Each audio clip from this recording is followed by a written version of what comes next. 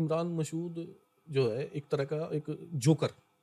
अच्छा, हमारे देश के या कहीं की देश के एमपी और हमारे सहारनपुर से जो एमपी हैं इमरान मसूद जी, वो हर जगह ये कहते दिख रहे हैं आजकल कि मैं श्री राम का वंशज हूँ। क्या आप भी श्री राम के वंशज हैं? वो लोग हमें मुस्लिम नहीं मानते। ऐसा क्यों? वो लोग कहते हैं कि भाई ये तो हमारे लिए हिंदुओं से भी बदतर है।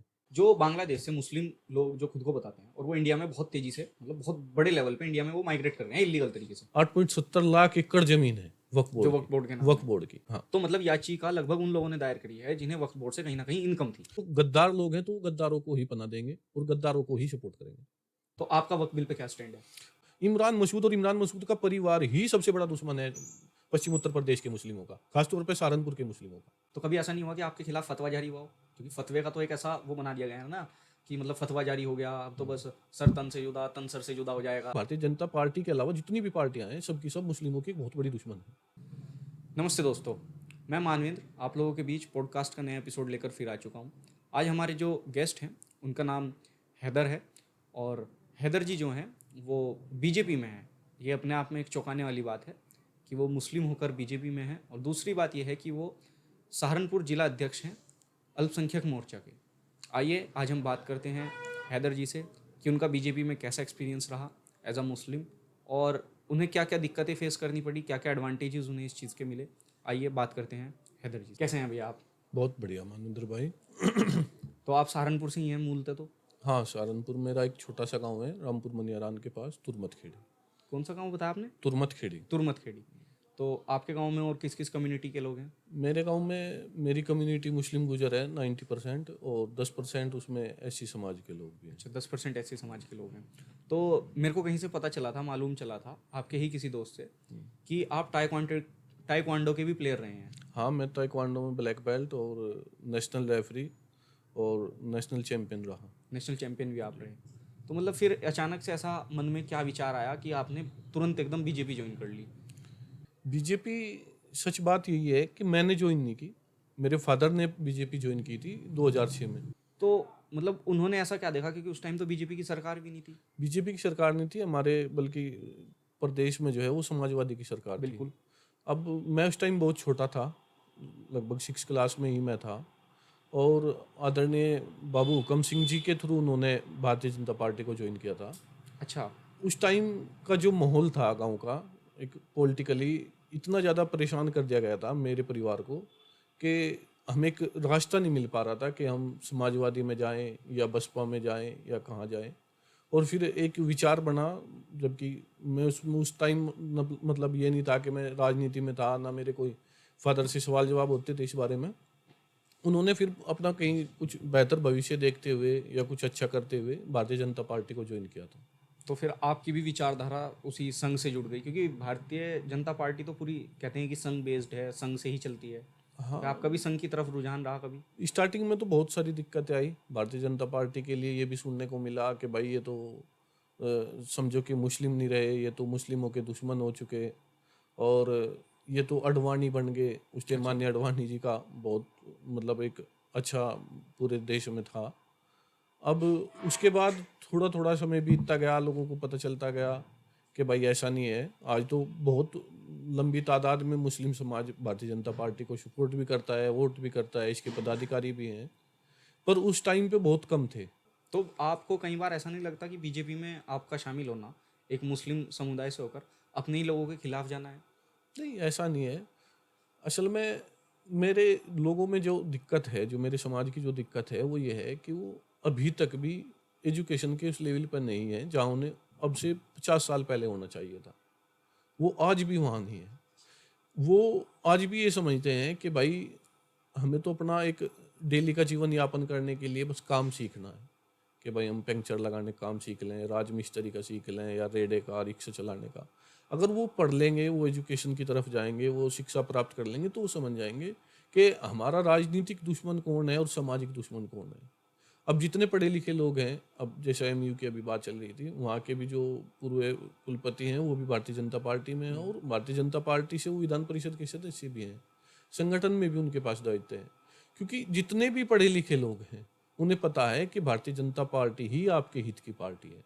दूसरी जो पार्टी हैं, वो चाहे कांग्रेस हो, चाहे वो समाजवादी हो, चाहे वो बहुजन समाज पार्टी हो, ये सच बात ये है कि भारतीय जनता पार्टी के अलावा जितनी भी पार्टियां हैं, सब की सब मुस्लिमों की एक बहुत बड़ी दुश्मन है।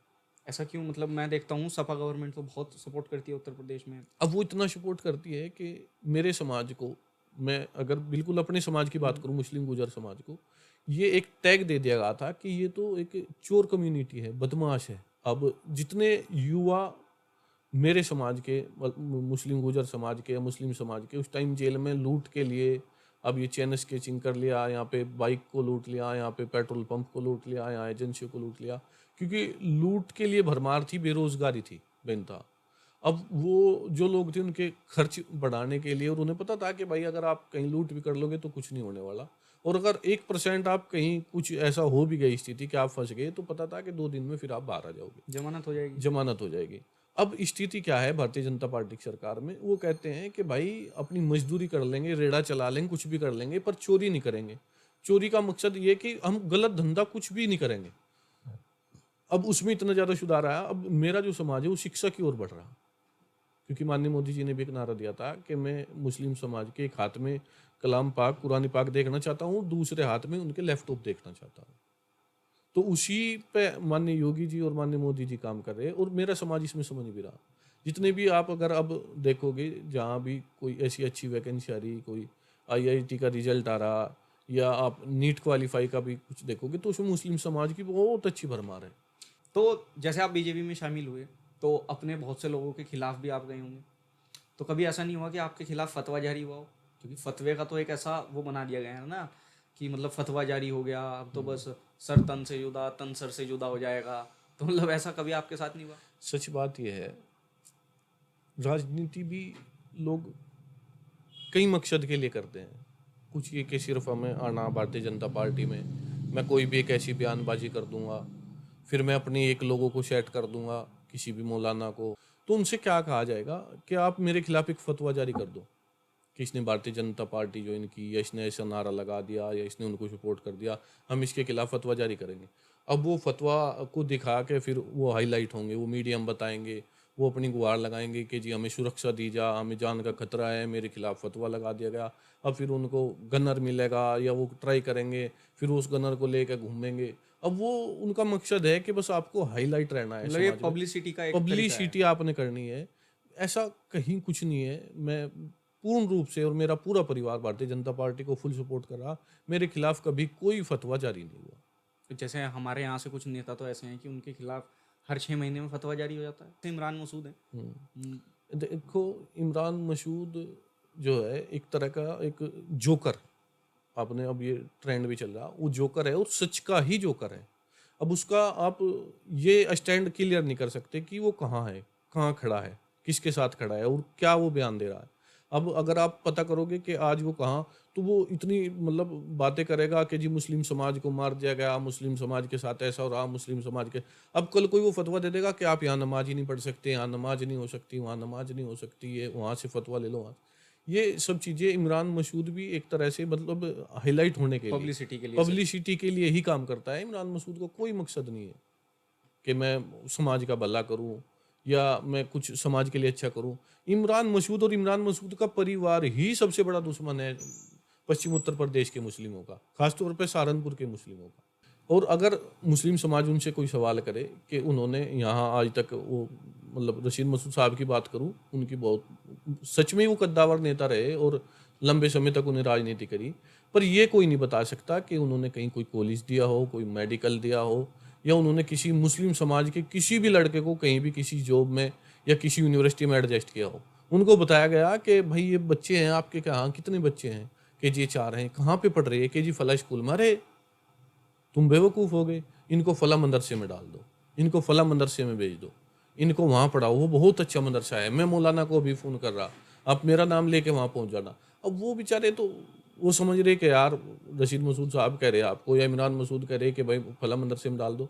अब वो बच्चे तो उन्होंने मदरसे में कन्वर्ट कर दिए, और अपने बच्चों को कहाँ पढ़ाएंगे? वो MU में, जामिया में और फ़ौरन में, वो अपने बच्चों को अच्छी अच्छी यूनिवर्सिटी में, हाँ, उनके जो पोते ने वर्ल्ड की यूनिवर्सिटी है, उनमें पढ़ाएंगे। बिल्कुल। और मैं एक बहुत अंदर की बात बता रहा, मेरे समाज का एक व्यक्ति उनके बहुत नज़दीक रहा, बहुत क्लोज रहा, उसने बताया कि रशीद मसूद साहब ने इनसे कहा था कि जिस दिन ये अदर मुस्लिम, हम शेखजादे हैं जैसा, शेखजादों के अलावा उन्होंने कहा था जिस दिन ये अदर मुस्लिम पड़ गए उस दिन आपकी लीडरशिप खत्म हो जाएगी। तो इनको सबसे पहले आपने काम यही करना कि इनको एजुकेशन से दूर रखना। जब ये एजुकेशन से दूर रहेंगे तब तक ये आपके पीछे रहेंगे। तो इस सब के बाद मतलब जैसे अभी अभी देश में एक वक्फ बिल आया है, उसके ऊपर बहुत राजनीति चल रही है। हमारे यहीं के कुछ 2-3 लीडर्स हैं जिन्होंने याचिका भी दायर की है, मतलब वो उसमें एक पार्टी बने हैं। तो आपका वक्फ बिल पे क्या स्टैंड है? आप जैसे कह रहे हैं कि हमारे यहाँ के उन्होंने याचिका भी दायर की, तो मैं शायद समझ रहा आपकी बातों से कि वो इमरान मसूद ही है। हाँ बिल्कुल हाँ, इमरान मैं नाम लेने में कोई वो नहीं करता।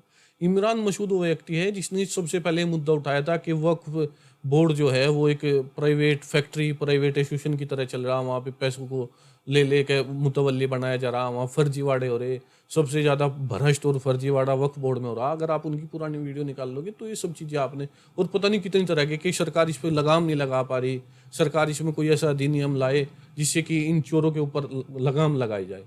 अब फिर जब सरकार ने इस सारी चीज़ों पे डिस्कस किया और देखा कि भाई इसमें कितने मामले विचार, इसमें न्यायालय में विचाराधीन है, कहाँ क्या कुछ हो रहा है, तो इसमें जो संशोधन किया, अब फिर पता चला, इमरान मसूद की फैमिली वालों ने बताया इमरान मसूद को कि हमारी जो इनकम है, हमारी जो कमाई है वो वक्फ बोर्ड से ही जुड़ी हुई है। अच्छा। कि जी वो कैसे, कि ये जितने भी मेले हैं, जितनी दरगाह हैं, जो पीर हैं, ये जितने वक्फ बोर्ड के अंडर में हैं, कि जहाँ जहाँ भी जो भी व्यक्ति हमने फिट कर रखा, उससे 80% की इनकम हमारी है, वो तो 20% वाले हैं। ये आपने क्या किया? वो परसेंटेज तय है मतलब। परसेंटेज तय है। पीछे बहुत बड़ा विवाद उनके यहीं गाँवों में हुआ था इसी के लिए कि भाई आप हमें इतना दो, अब हमारी परसेंटेज बढ़ा लो, अब आपकी इनकम बढ़ गई तो परसेंटेज बढ़ाओ। अब उसमें इतना विवाद हो गया था, फिर वो फैसला उनका थाने में आके हुआ। उसके बाद मतलब पहलगाम में अभी एक हमला हुआ, उस हमले को लेकर जैसे कि वहाँ पे धर्म पूछकर लोगों को मारा गया, तो क्या वो सही है या गलत है, मतलब आपकी नज़रों में? आप बहुत गलत है। और अब उसका इलाज और उसका जवाब, जो उन्होंने नाम पूछ के हमला किया था, उसका जवाब अब मिल भी रहा है, चल भी रहा है। शायद आपकी तो जानकारी में सब कुछ है। पाकिस्तान में अंदर ही घुस के ऑपरेशन सिंदूर जिसका नाम दिया गया था, उनका इलाज भी हुआ, और इतना अच्छा इलाज हुआ कि जो लोग बचे हुए हैं, जो आत के हाफिज सईद जैसे लोग, जो क्रूर लोग हैं वो बचे हुए हैं, वो रो रहे हैं, भीख मांग रहे हैं कि इससे अच्छा मैं भी मर जाऊं, नहीं तो पता नहीं मेरा क्या हश्र होगा। और बड़े बड़े माफिया और गुंडे पाकिस्तान छोड़ कर भाग रहे हैं। पाकिस्तान भी अब पूरी दुनिया में भाग रहा है और दौड़ रहा है, फोन कर रहा है कि मेरी जान बचाओ भारत से। तो मतलब आप पूरे हक में हैं भारत के कि वो पूरे हक में नहीं, पूरा मुस्लिम समाज और मैं सब इस हक में है कि अगर हमें केंद्र सरकार इजाज़त दे तो हम सबसे पहले बॉर्डर पे जाएंगे और लड़ेंगे अपने देश के लिए। अच्छा, इसी बीच ओवैसी का एक बयान सामने आया, मतलब हमेशा ओवैसी मुझे लगता है कि बीजेपी के खिलाफ बयानबाजी करते हैं, जो भी करते हैं, पर इस बार उनका एक बहुत काफ़ी अच्छा एक बयान सामने आया है। उसमें वो कह रहे हैं कि देश हमारा है, हिंदुस्तान जिंदाबाद, पाकिस्तान मुर्दाबाद। तो इसको आप किस तरीके से देखते बहुत अच्छा किया, क्या ये करना भी भी चाहिए। टीआरपी के लिए ही है, या ये बहुत पहले उन्हें कर देना चाहिए था? हाँ, बहुत पहले ही नहीं कर देना चाहिए था। उन्हें समझ में बाद में आया कि भाई पाकिस्तान एक नफरत बांटने वाला और आतंकवाद, मतलब उसे पाकिस्तान ना कहूँ, आतंकवाद का एक देश है वो। वहाँ पे कुछ ऐसा है ही नहीं कि भाई वो लोकतंत्र तो वहाँ बचा ही नहीं। सब कुछ आतंकवादियों के कंट्रोल में है, चाहे वो आर्मी हो, चाहे वहाँ के न्यायालय हो, सब कुछ वहाँ उन्हीं के अंडर में है, और वो इसीलिए जुल्म करते हैं। तो ओवैसी के कुछ बयान ऐसे हैं जो मतलब बहुत खतरनाक हैं। जैसे उनके भाई ने एक बयान दिया था कि 15 मिनट के लिए पुलिस हटा दीजिए, फिर हम देख लेंगे। तो ऐसे बयान देना क्या सही है या बहुत? बहुत बहुत गलत है। अब ऐसे लोगों की ही वजह से इस देश में नफरत बढ़ रही है कि 15 मिनट के लिए क्या, 15 मिनट के लिए क्या हटा दो भाई, क्या हो जाएगा उससे, क्या करोगे आप, क्या आपकी औकात है? ये तो एक बहुत छोटी और नीच हरकत है। ये वही है जो मैं आपसे बता रहा था कि टीआरपी के लिए है सब कुछ। जैसे ओवैसी का भी एक बयान है, वो हमारे यहीं भेंट विधानसभा में उनकी एक रैली थी, एएमआई जो उनकी पार्टी है उसकी। तो उन्होंने यहीं से बयान दिया था कि मोदी जब हिमालय में चले जाएंगे, योगी जब मठ में चले जाएंगे, तो आपको कौन बचाएगा। तो उस बयान के लिए जब आपने सुना तो कैसा लगा आपको? हाँ, उसमें तो जनता ने तभी जवाब दे दिया था, ओवैसी को वापस हैदराबाद भेज दिया था। आपको पता, पूरे उत्तर प्रदेश में वो बहुत जगह दौड़े, जैसे बेट में भी उन्होंने लड़ाए और सहारनपुर नगर में भी लड़ाए। अब उनको इतना भी वोट नहीं मिल पाया, जनता ने इतना भी उन्हें सपोर्ट नहीं किया कि वो अपनी जमानत ही बचा ले। अब उनका जो मठ है, वो जो वक्फ बोर्ड की आप जैसा बात कर रहे थे, ओवैसी का जो सबसे बड़ा हॉस्पिटल मतलब ओवैसी का अगर आप वहाँ पे जाके देखोगे हैदराबाद में, तो वक्फ बोर्ड पे 50% संपत्ति पर भी कब्जा इसका ही है, ओवैसी का। ओवैसी का। हाँ, तो मतलब याचिका लगभग उन लोगों ने दायर करी है जिन्हें वक्फ बोर्ड से कहीं ना कहीं इनकम थी, इनकम थी और जिनका कब्जा था, जिनका रोजगार था, जिनका धंधा था। बाकी किसी उन्होंने मुस्लिम को कोई दिक्कत नहीं है वक्फ बोर्ड से। मुस्लिम का तो ये मैं बताऊं आपसे कि अब मैं उत्तर प्रदेश की बात कर लूं सबसे पहले। उत्तर प्रदेश में अगर आप ये देखोगे कि कितनी संपत्ति है, देश में हमारे यहाँ लगभग 8.70 लाख एकड़ जमीन है वक्फ जो बोर्ड वक्फ बोर्ड के की, नाम वक्फ है। बोर्ड की। और अगर आप इसकी इनकम की बात करो तो कोई ये नहीं बता सकता कि हमारी मस्जिद में एक पुताई का भी खर्चा आज तक वक्फ बोर्ड ने उठाया हो, किसी इमाम को कोई तनख्वाह वक्फ बोर्ड ने दी हो, किसी मौजिन को कोई तनख्वाह वक्फ बोर्ड ने दी हो, किसी मतलब जो यतीम बच्चे हैं, जो मिस्कीन हैं, जिनके माता पिता नहीं है, उनका किसी का एजुकेशन का, उनके कपड़े का, उनकी शिक्षा का, किसी भी तरह का उनके स्वास्थ्य का कोई खर्च वक्फ बोर्ड ने उठाया हो। अगर आप मतलब किसी भी मैं तो अगर आप कहोगे कि भाई ये भारतीय जनता पार्टी का है तो उन्हीं की बात कर रहा, आप किसी भी आम मुस्लिम से बात करोगे, उनसे पूछोगे कि जी वक्फ बोर्ड से आपको क्या फ़ायदा हुआ, आप एक बेनिफिट आप बता दो, तो वो आपको कुछ नहीं बता पाएंगे। क्योंकि वक्फ बोर्ड की संपत्ति पर उन्हीं लोगों का कब्जा है, वही लोग मुतवल्ली हैं, और उन्हीं के फिर रिश्तेदार या उनके बहुत नज़दीक के लोग, अब ये साली का बेटा है, ये इनका जीजा का भाई है, ये फला है, ये डिगड़ा, उन्हीं को वो उसको लिख देते हैं। अच्छा। जो बहुत अच्छी अच्छी संपत्तियां हैं, जैसा मैं सहारनपुर की बात करूं, जुमा मस्जिद के आसपास या जितनी भी संपत्तियां हैं, उन सारी संपत्तियों पर कब्जा इन्हीं लोगों का है। और जहाँ पे रियल में 20-20 हज़ार रुपये मंथली किराया होना चाहिए, 15 हज़ार रुपये किराया होना चाहिए, वहाँ उनका 20 रुपये के अकॉर्डिंग उन्होंने लिख के रसीद दे दी और 20 रुपये वो उनसे वसूल लेते हैं और तो मतलब वो बेसिकली कब्जा बात कर। कहनी है वक्फ बोर्ड की आड़ में पूरा उत्पीड़न किया है, क्योंकि देखिए अब संपत्ति जो है बेसिकली मुस्लिम समाज की है और उन लोगों की है जो कि गरीब हैं, जिन्हें सच में उसकी जरूरत है, तो उन तक कभी अगर हम देखें कि मतलब उस चीज की सहायता कभी पहुंची नहीं। कभी पहुंची नहीं, ना पहुंच पाते। क्योंकि अब माननीय मोदी जी ने जो संशोधन किया वो इसीलिए किया कि भाई वक्फ बोर्ड से जो भी आपकी इनकम होगी वो मुस्लिम समाज में इनके उत्थान के लिए वो यहाँ पे यूज़ होगी। और वक्फ बोर्ड की जो भी अच्छी संपत्तियां हैं वहाँ पे हॉस्पिटल कॉलेज बनाए जा, और उससे जो भी इनकम होगी, जहाँ भी हमें ये लगेगा कि भाई ये मुस्लिम समाज को यहाँ पे ज़रूरत है, वो वहीं पे खर्च होगा। उन्होंने बता भी दिया कि भाई अब इन्होंने बहुत बड़ा एक नोटंकी रची, जैसे पिछला 2024 के चुनाव में भी इन्होंने झूठ के मुद्दे पे कि भाई आरक्षण खत्म, ये वो, आपको बिल्कुल। पता है भारतीय जनता पार्टी आरक्षण की सबसे बड़ी हितकारी है, और उन्होंने बोला भी है कि आरक्षण को अगर आप लोग भी खत्म करोगे तो हम खत्म नहीं होने देंगे। और वो उल्टा क्लेम करके और जनता को बेवकूफ़ बना के उन्होंने कुछ थोड़ा सा अपनी सीटों में बढ़ोतरी की है। पर अब यही स्थिति इसकी वक्फ बोर्ड की है। वक्फ बोर्ड का जो मुद्दा है, मैं आपको बताऊं, मेरे रामपुर मनियारान में ही एक फैमिली की ज़मीन पड़ी थी रामपुर में। ठीक। अब वो फैमिली यहाँ से शिफ्ट हो गई सहारनपुर, सहारनपुर से वो फैमिली शिफ्ट हो गई हरियाणा में कहीं। अब वो संपत्ति उनकी पड़ी, उन्होंने पता है भाई हमारी जो संपत्ति है वो कहाँ चली जाएगी, कहीं नहीं जाएगी। अब कुछ लोगों ने वहाँ क्या किया, उसमें एक छोटी छोटी कब्रें बना दी संपत्ति के अंदर संपत्ति के अंदर, और उसमें कह दिया कि जी ये कब्रिस्तान है। और वक्फ कर दी। हाँ, और ये बता दिया कि जी इसको वक्फ बोर्ड में दर्ज कर लो। वक्फ बोर्ड में उन्होंने जाके लिख के दे दिया कि जी ऐसे ऐसे संपत्ति है और इसको वक्फ बोर्ड में दर्ज करा जा। अब जब उन लोगों को पता चला, वो यहाँ दौड़े आए, वो एसडीएम साहब के पास गए कि जी ये मेरी ज़मीन है, ये मेरे पास इसकी खतूनी की खसरे की ये नकल है, ये इसका सीजरा है। उन्होंने कहा कि भाई ये तो वक्फ बोर्ड में चली गई, कि जी हाँ, कि हम इसमें कोई भी इंटरफेयर नहीं कर सकते, हम इसके पक्ष में आपकी सुनवाई भी नहीं कर सकते कि जी मैं कहाँ जाऊँ, आपको पता है मेरी ज़मीन है, मेरे पास इसके सारे डॉक्यूमेंट है, कि आप इसके लिए कहीं और ट्राई करो। अब वो डीएम साहब के पास गए, डीएम साहब ने कहा कि भाई हम इसमें हस्तक्षेप ही नहीं कर सकते, हमें राइट ही नहीं है, कि फिर क्या आप वक्फ बोर्ड जाओ। वो वक्फ बोर्ड गए। अब वक्फ बोर्ड वालों ने कहा कि जी अब तो ये दर्ज हो चुकी है, और इसका मुतवल्ली भी फला बन गए, कि भाई ऐसे कैसे बन जाएंगे, कि भाई अब तो वो बन चुके हैं, कि इसके लिए क्या आप इसके लिए टर्मिनल कोर्ट जाओ। अब वो टर्मिनल कोर्ट गए। अब वो केस लड़े लगभग 15 साल तक, उन्होंने बताया। 15 साल के बाद आदेश हो गया कि भाई इनकी जो संपत्ति है इनको वापस करी जाए और ये वक्फ बोर्ड से निकाल ली जाए, सारे एविडेंस दे के लिए। अब वो आ गए अपना, उन्होंने फिर अपने घर रहे कि भाई अब तो हमारा सेफ हो गया। अब पता चला कि दोबारा फिर उन लोगों ने जाके वही अपनी पूर्व की जो कमेटी थी उनकी, जो वक्फ बोर्ड में थी, उसको ही रिन्यूअल करा लिया कि जी ये संपत्ति है। अब फिर वो वक्फ बोर्ड में चढ़ गई। अब फिर वो बेचारे धक्के खा रहे अब हैं। फिर वो धक्के खाएंगे। तो ये जितनी भी ऐसी चीज़ें हैं जो भी हैं, वो ये होना चाहिए कि भाई इसमें सबसे ज़्यादा फायदा जो है वो मुस्लिम समाज का है, उन्हें जो धक्का नया खाने बिल आया है। जो नया बिल आया है, ठीक ठीक। सबसे ज़्यादा फायदा वो मुस्लिम समाज का है। नहीं तो नुकसान भी मुस्लिम समाज का हो रहा था, जिनकी संपत्ति हड़प ली और वो अगर दौड़ रहे, भाग रहे, फिर रहे और उनकी सुनवाई नहीं हो रही, तो क्या समझेंगे, कहाँ जाएंगे? उन पर कोई ऑप्शन ही नहीं बच रहा था कि भाई न्यायालय हम, के पास भी कोई ऑप्शन नहीं था। न्यायालय के पास भी कोई ऑप्शन नहीं था, उसे पावर नहीं थी कि भाई इसमें कुछ भी कर सके हम, वक्फ बोर्ड ही जाएंगे। अब वक्फ बोर्ड वाले ही तो चोर बैठे हैं, इमरान मसूद ने भी कहा है बात, वो ही तो एक प्राइवेट एसोसिएशन की तरह काम कर रहे हैं कि भाई इतना तो इतना करा लो, इतना तो इतना करा लो। अब उन्हीं के इलाज के लिए, उनके ऑडिट के लिए ये नया कानून लाया गया। अच्छा, एक और समस्या हमारे सामने है आज के समय में। जो बांग्लादेश से मुस्लिम लोग जो खुद को बताते हैं और वो इंडिया में बहुत तेजी से, मतलब बहुत बड़े लेवल पे इंडिया में वो माइग्रेट कर रहे हैं इलीगल तरीके से, तो आपको क्या ये किस हद तक सही लगता है?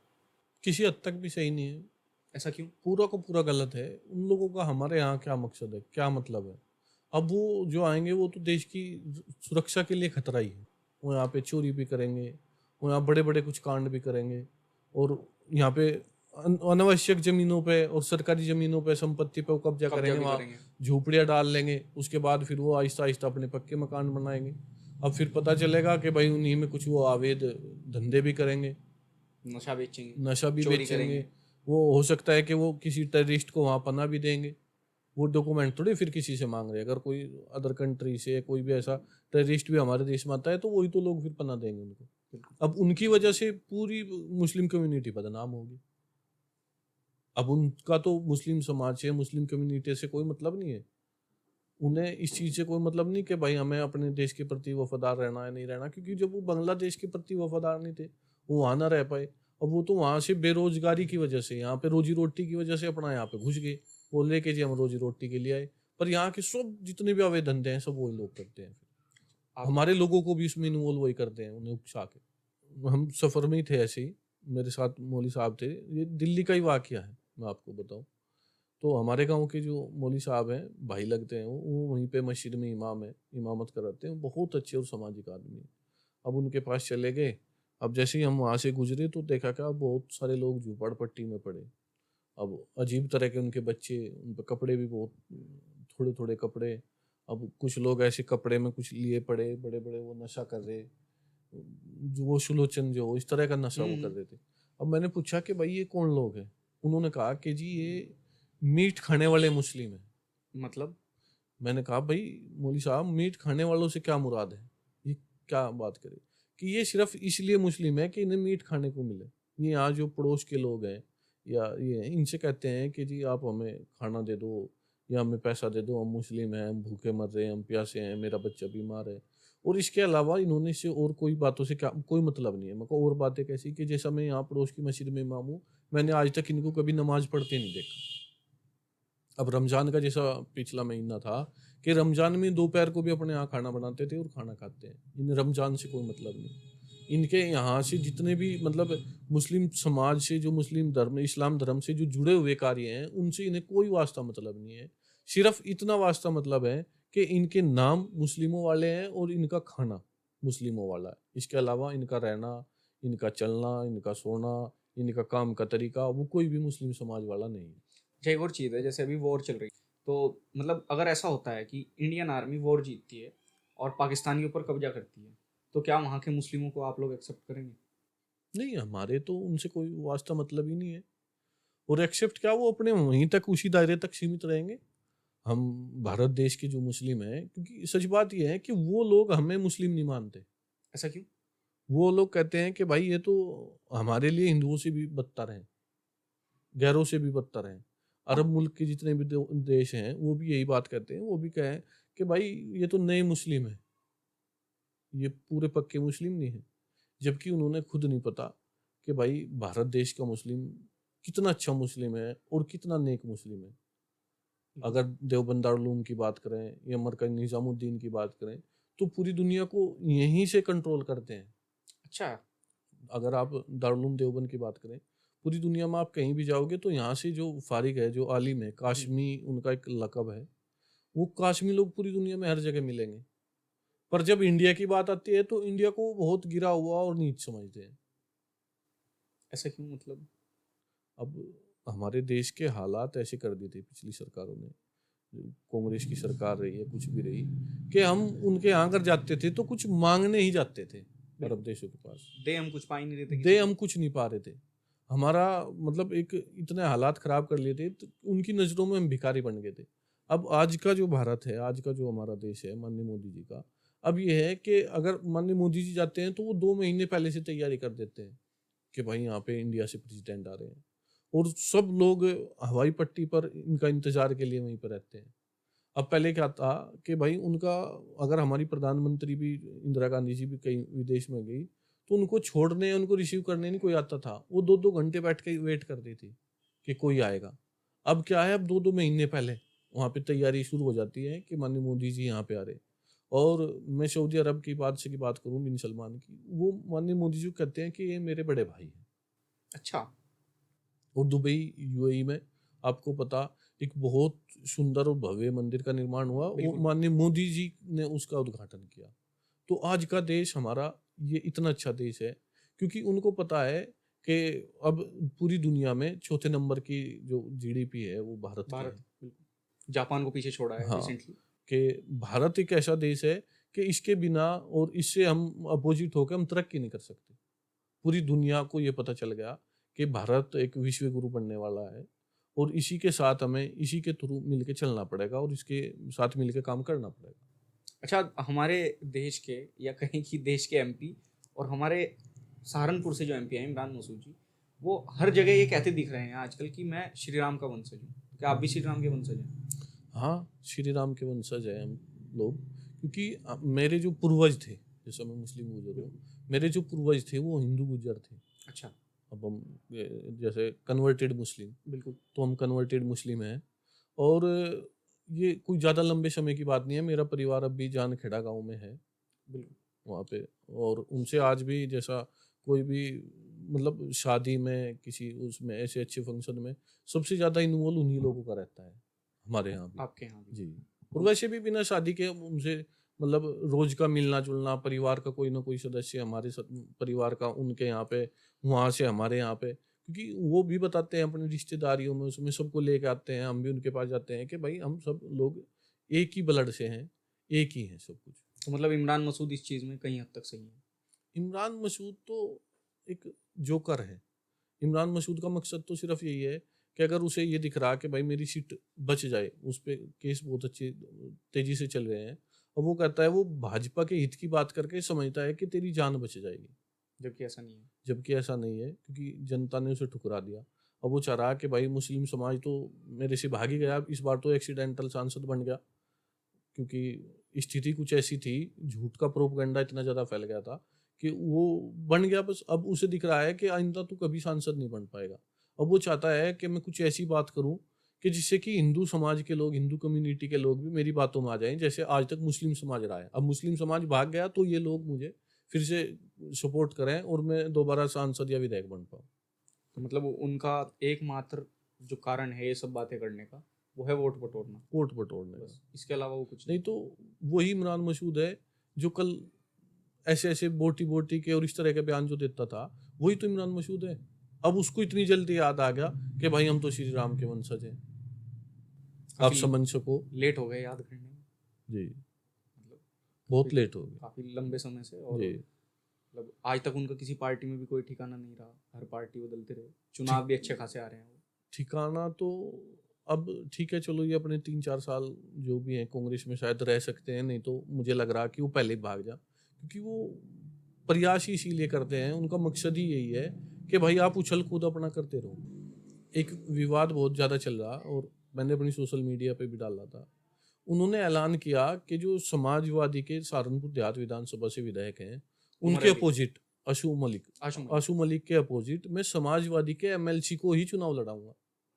अब पता नहीं कांग्रेस का हाईकमान कहाँ है, और पता नहीं समाजवादी का हाईकमान कहाँ है, किस नींद में सो रहे वो लोग, कि उन्हीं के विधायक को, उन्हीं के विधायक के सामने इमरान मसूद तय कर रहा कि भाई मैं इनको चुनाव लड़ाऊंगा, और मतलब वो उसके बराबर में कांग्रेस बैठे। कांग्रेस पार्टी का आदमी और सपा की गवर्नमेंट का तय कर रहा है कि मैं सपा पार्टी का तय कर रहा है कि सपा मैं पार्टी, आपके यहाँ से हाँ। अब वो, क्योंकि जो आदमी, अगर मेरे को भारतीय जनता पार्टी ने सम्मान दिया है तो मैं भारतीय जनता पार्टी के लिए वफादार रहूंगा। बिल्कुल। सबसे बिल्कुल एक सिंपल और सीधी बात है। समाजवादी पार्टी ने शाहनवाज खान को एमएलसी बनाया, ठीक, उसने उसके प्रति वफादार रहना चाहिए था, बिल्कुल। पर वफादारी तो न समाजवादी में है न समाजवादी के कार्यकर्ताओं में है। तो इसलिए इमरान मसूद ने उसी पकड़ा और उससे कहा कि आप अब यहाँ आ जाओ, समाजवादी से एमएलसी हैं वो, और वो अब उसे चुनाव लड़ाना चाहते हैं समाजवादी के ही विधायक के सामने। अब जो गद्दार लोग हैं तो वो गद्दारों को ही पनाह देंगे और गद्दारों को ही सपोर्ट करेंगे। अब उन लोगों पे विश्वास कैसे करेंगे? अब अगर देहात विधानसभा की बात करें या पूरे जिला सहारनपुर की बात करें, वो लोग कह रहे हैं कि भाई ये लोग कौन है विधेयक बनाने वाला, तय करने वाला? मतलब आप पूरी तरीके से बीजेपी को समर्पित हैं। आपको बीजे किसी प्रकार की कोई दिक्कत आज तक बीजेपी में नहीं हुई, कोई बीजेपी दिक्कत पार्टी नहीं में? आई, किसी मुस्लिम को नहीं आ रही। और मैं अगर बात करूं, मुस्लिम समाज को अगर सबसे ज्यादा फायदा हो रहा तो भारतीय जनता पार्टी में हो रहा। अगर आज भी ये जो ग्राम आवास योजना के तहत जो मकान बने, मेरे रामपुर की बात करूं, यहाँ पे 70% आवास जो मिले वो मुस्लिम समाज को मिले। अच्छा, आयुष्मान कार्ड की जो सबसे ज्यादा योजना का लाभ जो ले रहे, वो मुस्लिम कम्युनिटी के लोग ले रहे। अगर राशन सबको सबसे ज्यादा मिल रहा, क्योंकि यूनिट मुस्लिम समाज में सबसे ज्यादा, तो मुस्लिम समाज को मिल रहा। शौचालय की बात करें तो वो भी मुस्लिम समाज को मिल रही। तो मुस्लिम समाज के विकास के लिए, इनके उत्थान के लिए, इनकी शिक्षा के लिए माननीय मोदी जी पूरे देश में काम कर रहे हैं और माननीय योगी जी यहाँ पे प्रदेश में काम कर रहे हैं। तो वो लोग अब इन जोकरों के बहकावे में क्यों आएंगे कि भाई इमरान ने क्या कहा और इमरान किसे बनाएंगे? अब वो तो हम बता रहे हैं, इसको इस बार पता चल जाएगा कि भाई आने वाले समय में तेरे साथ क्या होगा। तो योगी जी को तो एकदम ऐसा चेहरा बना दिया गया है कि वो एकदम मुस्लिमों के खिलाफ है। नहीं, अगर आप उनकी काम करने की कार्यशैली उनकी देखोगे, तो कोई एक बात, कोई एक योजना, कोई एक भी शब्द ऐसा नहीं बता सकते आप कि ऐसी किसी भी योजना में कोई भेदभाव हुआ हो कि भाई हम ये जो योजना चलाएंगे, ये इससे मुस्लिम समाज को लाभ नहीं मिलेगा। बल्कि ऐसी बहुत सारी मिलेंगी कि जिससे लाभ ही ज़्यादा मुस्लिम समाज को हो रहा है, जैसे मैं आपको बता रहा था। माननीय मोदी जी की या माननीय योगी जी की आप जैसा बात करें, कोई ऐसी योजना नहीं है कि वो स्पेशली कोई हिंदू समाज के लिए या अलग किसी समाज के लिए हो, मुस्लिम समाज के लिए ना हो। तो दोस्तों, आपने जैसे कि ये पॉडकास्ट देखा, देखने के बाद आप खुद सक्षम हैं ये फैसला करने में कि आपको क्या करना है। अपने आसपास की चीज़ों पे ध्यान दें और देखें क्या करना है। इसको ज़्यादा से ज़्यादा शेयर करें और कमेंट बॉक्स में हमें सजेशंस दें। धन्यवाद दोस्तों।